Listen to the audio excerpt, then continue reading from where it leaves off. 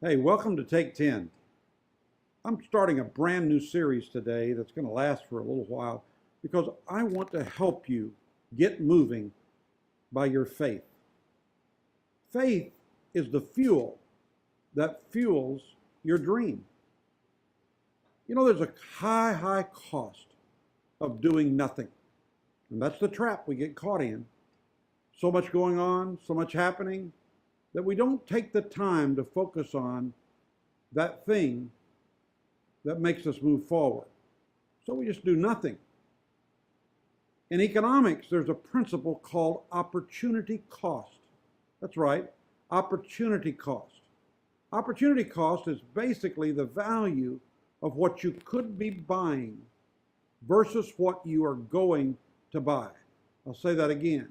Opportunity cost is basically the value of what you could be buying versus what you're going to buy. So to put this in terms of operating your nonprofit, operating all the situations that you have to keep in control of every day, it could be the value of what you could be doing versus what you are going to be doing. And I want to tell you that I found in my emails from Mark Santiago a great illustration of this principle. I want to help you with this because many times inactivity causes you to stymie, feel bad, cause you to look backwards instead of forwards. So listen to this story that he wrote in his email. He said, "We recently took our kids on a vacation to Disney World in Florida. This included a trip to the Magic Kingdom, Animal Kingdom, and a 4-night Disney cruise." He said, "Yes, we did spoil our kids a little bit. Actually, it's because my wife and I are big Disney nerds. And while on the trip, my oldest son was faced with a dilemma. We gave each of the kids about $25 to spend to get themselves something from the gift store. As he wandered around the store, he began picking up different toys and knickknacks that he thought he would like. He slowly collected different gifts and then brought them to us to see the damage.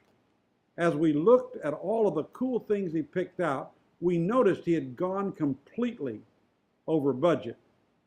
We know how that feels, don't we? Now, this isn't unusual for a kid because they want everything they see." Mark writes, "Now me, being the prudent and wise one that I am, I told him that he needed to think deeply about which toy that he wanted because he had only enough to get one. I don't know about you, but when I'm faced with a budget decision like this, I usually go to the thing that is going to create the most value." However, his son was stumped. He couldn't decide what toy would make him the happiest. And because they were running out of time, his son was forced to choose something and choose it quick. You know, that's exactly the way I feel sometimes. I run out of time because I haven't done what I needed to do and made the extra effort to investigate and inspect what I expect. And so when I have to make a decision, I have to do it really quick. Okay, so back to the story. The son put everything back and he grabbed something totally different and he asked for the rest to be put on a gift card, to which his parents said, "A gift card?" Total disbelief. Here he was faced with the opportunity cost of getting one thing over the other. Instead of making the choice, he opted for delaying the decision. It's a high cost for doing nothing. By delaying this decision, he delayed the value he would have received by getting the toy he wanted right now as opposed to later. And in nonprofits and church, we often think like this because we deal with the reality of shrinking budgets. We also deal with the reality of shrinking mindsets. That's where we have such a limited budget, we don't know what to do, that we just do nothing. So it gets much easier to bury our heads in the sand, then take a risk and try something different. I got it.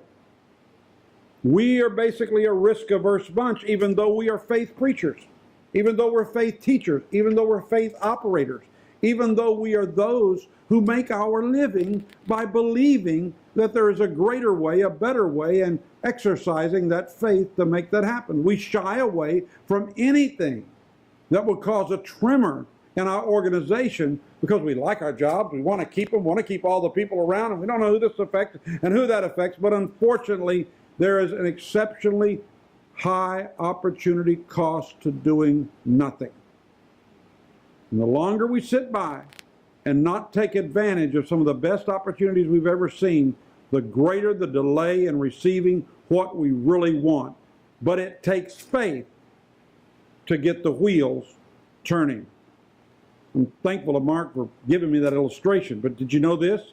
New relationships with new prospects who understand our message will become those that back us and bring us forward. And as you get ready for the great days ahead, make sure to take into consideration the opportunity cost of absolutely doing nothing. My friend, Dub Phillips, of 35 plus years, was the owner of Chevrolet and GMC dealerships. He served on many of our corporate boards. He used to observe my method of management with great dismay. And he gave me the greatest secret of moving forward when all else is going as slow as a turtle in a tub of peanut butter. He simply said, you must inspect what you expect. He could see me moving between opportunities, moving between this and that. And I used to go down to the dealership just to get away from everything and luxuriate myself in all the fine Corvettes and all the great cars and all the excitement and the generation of going on. And I thought, man, it must be nice to have a smooth running business like this. And I wish the churches and the nonprofits that I work with, I wish they were like this. And when he told me what the secret was, I first of all needed to find out, what did I expect? What was my faith calling for? Had I written and made the vision plain? Did I know that there would be bumps along the way?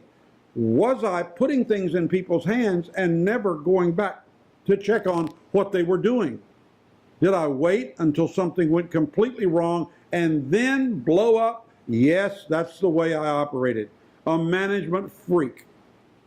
And I wanted to come to you in this time when my hair is getting grayer and, well, what I have left of it is, and my steps are getting slower, but I'm thinking the greatest thing that Dub ever told me out of all the great things he told me about business, and is still telling me till this day, even though he is many years older than me, and he is still actively involved in everything he goes about, he said you must inspect what you expect.